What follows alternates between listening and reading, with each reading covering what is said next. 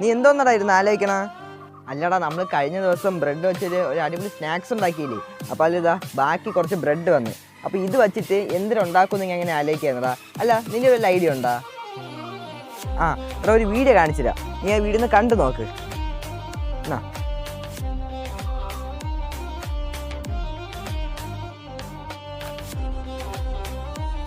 എടാ, അടിപൊളി വീഡിയോ എടാ.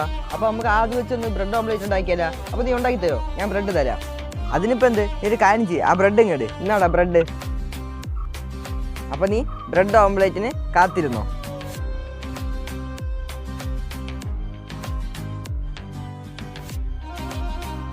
എന്നാടാ ബ്രെഡ് ഓംലേറ്റ്.